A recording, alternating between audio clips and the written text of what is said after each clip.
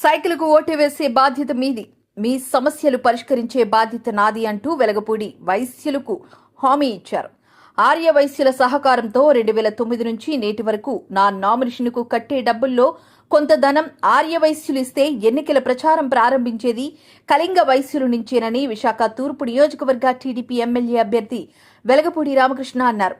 ఆదివారం MVP double రోడ్లో TDP MP అభ్యర్థి శ్రీ భరత్ కార్యాలయంలో కళింగ వైశ్య ఆర్య వైశ్య కుటుంబ సభ్యులతో ఆత్మీయ కలయిక కార్యక్రమం కోరాడ శ్రీనివాసరావు అధ్యక్షతన జరిగింది. ఈ కార్యక్రమంలో ముఖ్య అతిథులుగా ఎంపీ అభ్యర్థి శ్రీ భరత్, ఎమ్మెల్యే అభ్యర్థి వెలగపూడి రామకృష్ణులు పాల్గొన్నారు. ముందుగా శ్రీ భరత్ వైశ్యుల కులదైవం అయిన శ్రీ వాసవి కన్యకా పరమేశ్వరి చిత్రపటానికి టీడీపీ వ్యవస్థాపకులు స్వర్గీయ నందమూరి తారక రామారావు విగ్రహానికి పూలమాలలు వేశారు. ఈ సందర్భంగా వెలగపూడి రామకృష్ణ మాట్లాడుతూ, నన్ను ఎలాగైనా ఓడించడానికి సైకో ముఖ్యమంత్రి ఆర్థిక బలం ఉన్నవాడిని నా మీద పోటీకి దింపారని, వాడికి డబ్బు బలం ఉంటే నాకు మీ ప్రజాబలం ఉందని అన్నారు. 2009 నుండి నేటి వరకు నన్ను వైశ్యులు ఆదరిస్తూనే ఉన్నారని, నా జీవితాంతం మీకు రుణపడి ఉంటానని అన్నారు.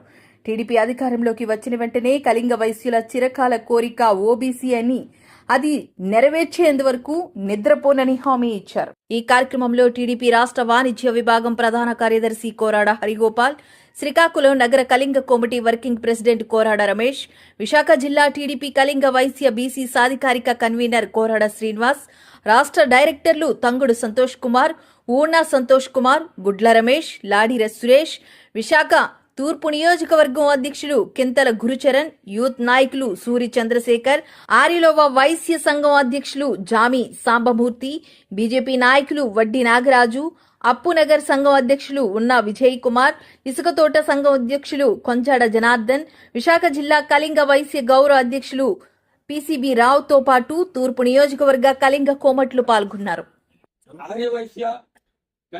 కుటుంబ సభ్యులందరికీ నా హృదయపూర్వక ధన్యవాదాలు.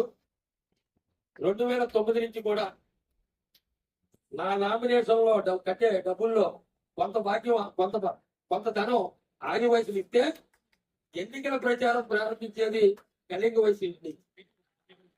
మీరు మీటింగ్ పెట్టారు అని కాదమ్మా, మీరు ఎవరిని అడిగినా చెబుతారు. లేకపోతే మీరందరూ కూడా ఎంతో మంచి కార్యక్రమం ఏర్పాటు చేసిన పెద్దలందరికీ ముందుగా నా హృదయపూర్వక ధన్యవాదాలు తెలియజేసుకుంటూ, ఇందాక జగన్ గారు పెన్షన్ లో హౌసింగ్ అన్నారు. వైట్ కార్డు అర్హత ఉన్న వారికి ఎవరికైనా సరే ఏ సంక్షేమ పథకం అయినా చంద్రబాబు నాయుడు గారు, పవన్ కళ్యాణ్ గారి నాయకత్వంలో గుర్తించే బాధ్యత మాది. ఇప్పుడు 50 సంవత్సరాలకే 4,000 రూపాయలు పెన్షన్.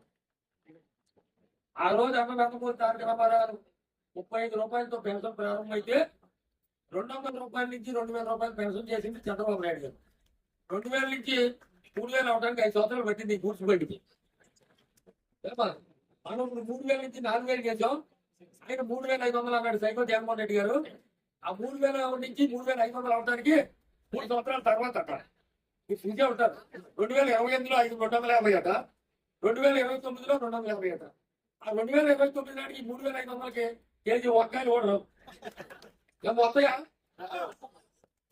చెప్పపోను ఎప్పుడైనా ఎన్నో మనం పుట్టాక కరెంటు ఛార్జీలు పెరగడం ఎప్పుడైనా చూసావా? ఎంత అవుట్ ట్యాక్స్లు ఎంత పెరిగినా ఎప్పుడైనా చూసావా? ఎక్కడ లేని వింతలన్నీ చూస్తున్నాం. ఈ రాక్షస పాలన అంతమందించాలంటే దానికి ఒకటే మార్గం. ఈ అమూల్యమైన ఓటును సైకిల్ గుర్తు అయితే సైకిల్, గ్లాస్ అయితే గ్లాసు, కమలం అయితే కమలం, ఆ గుర్తు మీద ఓటు వేసి గెలిపించిన రోజునే మనకి రాక్షస పాలన అంతమొందుతుంది. మన శ్రీకాకుళంలో మన నాయకుడు నారా చంద్రబాబు నాయుడు గారు నా పెద్దలు చెప్పారు, ఓబీసీ ప్రయత్నం చేస్తామని చెప్పారు. అలాగే బీసీ చేసింది కూడా మన తెలుగుదేశం పార్టీ. లేకపోతే మనందరికీ తెలుసు, మన తూర్పు నియోజకవర్గంలో మన సభ్యుల ప్రత్యర్థి కూడా వైఎస్ఆర్సీపీ అభ్యర్థి ఈ పక్కనే ఉంటాడు. మీ అందరికీ తెలుసు, దీని ప్రత్యేకంగా చెప్పవలసిన లేదు ఎటువంటి వ్యక్తితో.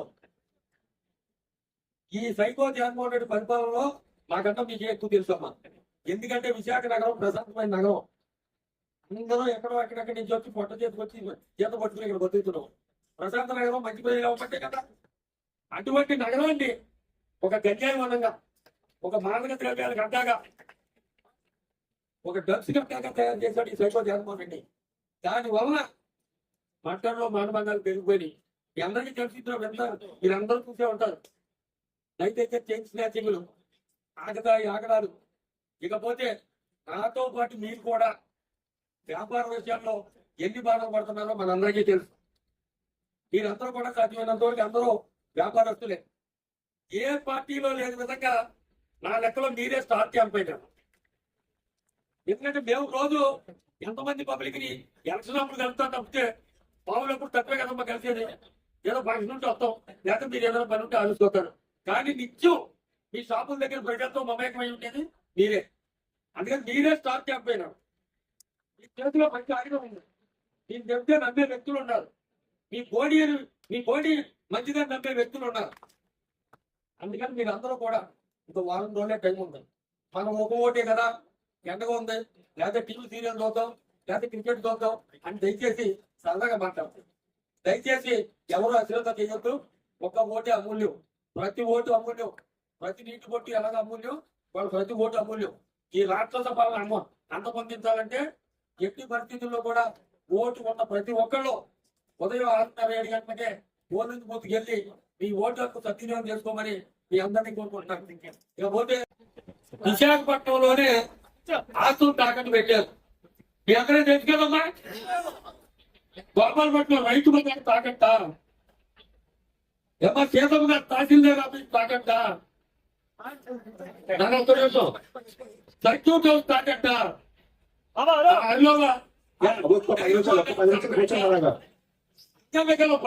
ఇంకా దౌర్భాగ్యం ఏంటమ్మా, బొమ్మాదిలో అంగవికల పాఠశాల, యాంటీ క్యాపిటల్ పిల్లల పాఠశాల కూడా తాకట్టు పెట్టింది కనుక ఈ సైకో జగన్మోహన్ రెడ్డి.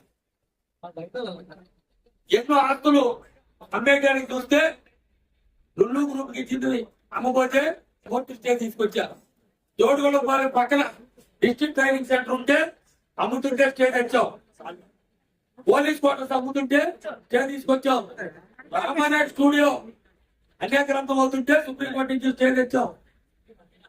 రుషికొండ బోడిగుండి చేయడు మనందరం చూసాం. రుషికొండ వెంకటేశ్వర టెంపుల్ పక్కన రాజీవ్ సొత్తుల 50 ఎకరాలు అమ్ముతే స్టే తీసుకొచ్చాం. అందువలన ఇతనికి నేను వ్యతిరేకంగా నిలబడి ఉన్నాను కాబట్టి ఈ అందరి అండదండంతో నా మీద ఒక తనమనాన్ని తీసుకొచ్చి చేశాడు. అతను కష్టపడిన వంశీకృష్ణ శ్రీనివాసుని ఈ 5 ఏళ్ళు పార్టీలు ఏదైనా కష్టపడిన అక్రమాన్ని విజయనిర్మల గారిని గొంతు పోసేసాడమ్మా. ఇతను బీసీలే అంటే డబ్బులు ఉండడానికే వైఎస్ఆర్సీపీ పార్టీలో సీటు దక్కుతుంది.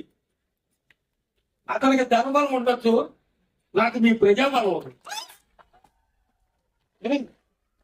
అతను భూ రక్షకుడైతే నేను భూ రక్షకుడిని.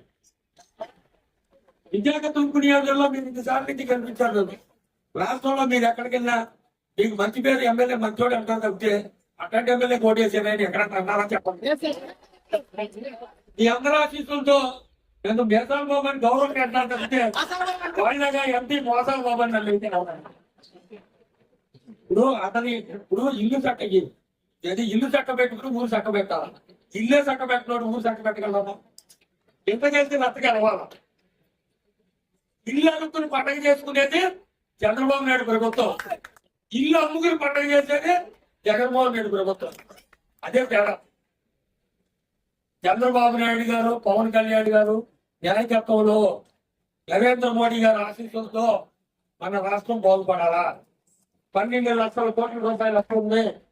పుట్టిన తండ్రి పిల్లవాడి దగ్గర నుంచి రేపో మాపో చనిపోయే ముసలి వాటి వరకు ప్రతి ఒక్కళ్ళ వ్యక్తి మీద 2.5 లక్షల రూపాయలు అప్పు ఉందమ్మా. ఎవరు తెస్తారా? మనమే తెస్తారా? ఆయన తెమ్మంటే 2 కోట్లు సంపాదించుకున్నాడు. రేపు కోర్టులో కేసు వెళ్తే అన్నమాన్ జైలుకు పోతాడు. ఈ కూర్చు వచ్చేదో ఆయనతో పాటు అన్నమాన్ జైలుకు పోతాడు. ఎవరు కట్టాలి? మనమే కట్టాలా? మీరు అడగచ్చు, ఇన్ని చేసేది అప్పులు అన్నారు కదా, నాకు చంద్రబాబు ఎలా చెప్తాడు? చంద్రబాబు నాయుడు గారికి హైదరాబాద్ ఎగ్జాంపుల్. రాష్ట్రం అభివృద్ధి చేయడం తెలుసు, సంపద సృష్టించడం తెలుసు, సంక్షేమ పథకాలు అమలు చేయడం తెలుసు. అందుకే ప్రపంచవ్యాప్తంగా ఆయన విధమైన లీడర్ అంటారు. ఈయనేమో ప్రధాని లీడర్ అంటారు. అంటే జైలు ఉండేవాళ్ళని ఇటువంటి పరిస్థితుల్లో మన విశాఖ ముఖ్యంగా ఆంధ్ర రాష్ట్రంతో పాటు మన విశాఖపట్నం మరలా ప్రశాంత నగరం అవ్వాలంటే మనందరి ఆశీస్సులతో చంద్రబాబు నాయుడు గారు మరలా న్యాయకత్వంలో రాష్ట్రం బాగుపడుద్ది. అదే రకంగా కీర్తి చేసిన ఎంఎస్ మూర్తి గారి మనవడం మనందరి అభిమాన నటుడు నందమూరి బాలకృష్ణ గారి అల్లుడు మీ అందరికీ తెలుసు. గీతం హాస్పిటల్ పెట్టి మన గ్రామాల్లో మెడికల్ క్యాంపులు పెట్టి ఏ ఆపరేషన్ అయినా ఏదైనా ఉచితంగా లోపులో చేసుకోవడానికి కార్డులు కూడా ఇచ్చారు. మనం చాలా మంది సద్వినియోగం చేసుకుంటాం. అటువంటి వ్యక్తి పార్లమెంట్ లో ఉండాలి. కానీ మన దగ్గర ఎన్నికైనా ఎంపీ అవసరమా? ఎవరైనా ఎమ్మెల్యే మంత్రి ఎంపీ అవసరం అవుతాడు. ఈ ఎంపీ ఎందుకు ఎమ్మెల్యేకి వచ్చాడు? రేపు మళ్ళీ కార్పొరేటర్ పోతాడు. అంతే కదమ్మా. చిన్న షాపు పెద్ద షాపు అవ్వాలనుకుంటా, కానీ చిన్న షాపు బట్టి కొట్టి అవ్వాలనుకుంటామా?